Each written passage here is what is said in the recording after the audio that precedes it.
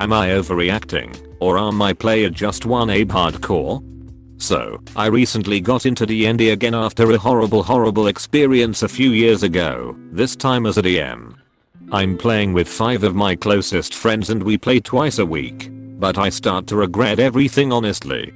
Apologies for mistakes, but English is not my first language. So, in my campaign, they are the chosen ones, and are fighting a few demons. Monsters, all for glory and fame, but they are kind of exaggerating it. Last session, I put them in dangerous terrain. They've never experienced a sandstorm before, since the world is pretty Middle European based. I was hoping for them to react to it. But instead they went sleeping, not even showing some kind of fear or concern for the spectacle, like, I have never experienced a sandstorm either. But I'm pretty sure I wouldn't stop staring at it and being anxious when I asked if they don't want to look into it closer. They said, dude, we are adventurers, we fear nothing. Okay, cool. The session before, I had an evil mage manipulating them and showing them an alternative reality where everyone they loved was dead or tortured. Again, nothing. They just went on, unfazed. And again the explanation, I'm an adventurer, I'm confident and strong. Nothing can scare me. Not even you seeing your mother getting ripped apart by a zombie elf? Okay, cool. Another time, I said they couldn't get a long rest since the environment was harsh. If they fell asleep, the fire would have gone out and they were all frozen to death. They wanted a long rest anyways.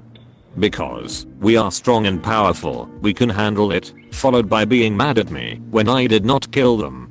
But gave to levels of exhaustion due to freezing weather and their bodies not getting enough rest because they needed to fight the cold. Maybe that was unfair from my side, but I just wanted a reaction. I wanted a hint of fear, concern, something that wasn't we are though bitches and nothing can kill us. I would have been happy with anything, but no, not even a hint of exhaustion during roleplay. Okay, this is starting to get uncool.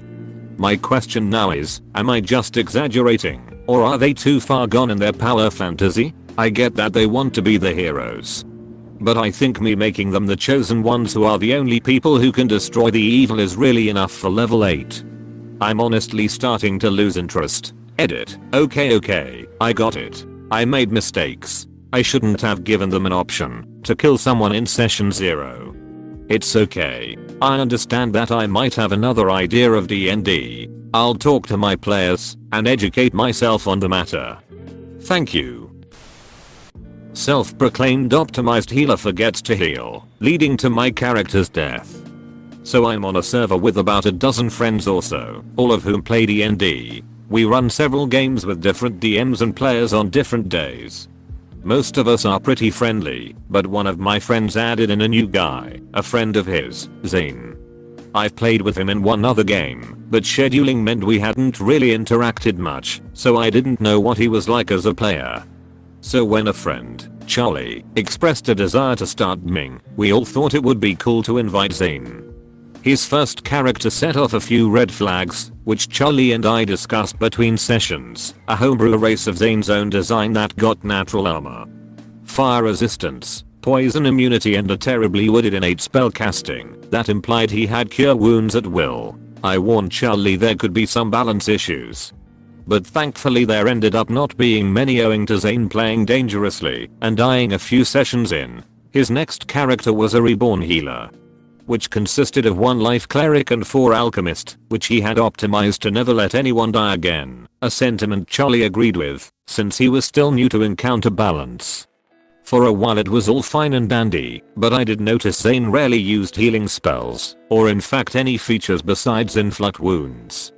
And when the wizard got a fun boon to cast some druid spells he ended up healing significantly more. This, in conjunction Zane's insistence to keep going into melee despite having very little survivability, meant the marshals were often frustrated when they were injured and in need of healing. This all came to a head last session, where Charlie threw us up against a nasty monster with the ability to create areas where you couldn't move until someone pulled you out, and had the capability to do large amounts of ranged damage. As a rogue, I hid and started shooting the enemy. while the rest of the party, including our melee fighter Evan, were unable to move and started getting whittled down every turn. Evan tried to persuade Zane to drag him out, which the DM said could break the effect and was only 5 feet away. While Zane kept doing nothing besides cast Chill Touch every turn. Eventually I needed to take a shot that left me exposed, which led to a failed dex save knocking me down, which would have been all well and good, but despite my pleads Zane kept using Chill Touch. 3 failed death saves later, we realized Zane had been incredibly quiet, so when we listened we heard snoring. He'd fallen asleep. Naturally we weren't very pleased, but by now it was the end of the session. We haven't talked yet, but the next session is tonight, and I'm wondering how he's gonna explain himself. DM took our gold away. Is a pretty short story that happened just today. In the last session, our party found a big chest full of gold in some kind of vault hidden in a cemetery. We took all the gold and put it into our bags. Soon after that, we had to fight some kind of a skeleton lord. He was our first serious boss in this campaign. After killing the boss, which took like 23 hours, session ended and we had 2 weeks break in our campaign. At that time we all planned what we are going to do with so much gold. We planned to buy some armors and weapons to be more effective in the fight. But after 2 weeks, when we came back to this campaign, DM started by basically saying that as we kill the skeleton lord we can feel our bags becoming much lighter. When we checked our bags it turned out that all the gold we found was gone. To be honest, I don't know how to feel about that. To be fair, there was a lot of gold, maybe even too much, but giving people a ton of money, 2 weeks to plan what we are going to do with it, to just take it away is in my opinion a DCK move. AITA, or am I being screwed? Me, DM Barbarian, problem player 1 Bard, problem player 2 Wife to problem player 1 Fighter, PC brother to problem player 1 Paladin, PC Wizard, PC. I will try to be brief, and I'm sorry if this is long. This is my first Reddit post and I really want to explain to the best of my abilities. We are running an intermediate session where the players are LVL10 and are fighting legendary monsters. I told them to optimize because survival is important. This was all agreed upon as a game we wanted to do. The day before the session starts, Barbarian asked me if his wife Bard can join. I say sure, I don't want to exclude anybody, but I warn that this will be a tougher campaign. He says it's not a problem, and then when the day comes she has never played D&D before and hasn't even made her sheet. Well, we spent the next 4 hours helping her while the Barbarian sat on his phone looking at memes. We got 2 hours in the campaign and she said she needed to take a nap, so we had stopped that day. Next week rolls by, and when we pull up to where we are supposed to meet, which is the Barbarian's house, the Barbarian and Bard say they will be there shortly. After 30 minutes they apologize they were late, but they were in the middle of Mario Party. After about an hour, the Bard pulls out her laptop to play RuneScape, full blast. I told her not to do that. The Barbarian continues to play on his phone, lose track of initiative, and show a lot of PDA, making the group uncomfortable. Next week and again they are late, and in combat the Bard falls unconscious because she doesn't know how to play. She then cries and asks why I would do this to her. The Barbarian doesn't do anything about his wife, but the fighter tries to calm her down. This stopped the session for the day. Next time we play, the Wizard and Paladin are doing all the heavy lifting. And the Barbarian complains that he doesn't have any spell utility, even though he knows that Barbarians are purely martial. On top of all of this, they will cancel last minute, make out in the middle of sessions, interrupt people while they are Peter show memes, talk loudly amongst themselves, and complain if things aren't going their way. How do I address this? I worked really hard on this campaign. Edit. Update. I confronted Barbarian, and he said he understands why I would be upset, and he feels bad. He asked if I would reconsider having him leave, and I said he has one more chance. The Bard, however, didn't understand where she went wrong, and said that it's just a game. The Barbarian, however, stepped in. I just wanna thank everyone for the positive feedback. Not allowing an Immortal familiar is apparently completely nerfing his character. This is a shorter story about a player I had in a campaign I run. I will name him Yardam, and this is one of many stories I have about this guy. The crux of the issue is that Yardam kept trying to inject overpowered homebrew into the campaign and would get upset when I would tell him he couldn't do it. He had this familiar robot spider that he also used as his spiritual weapon. I have no inherent issue with this, and for the most part there were no issues.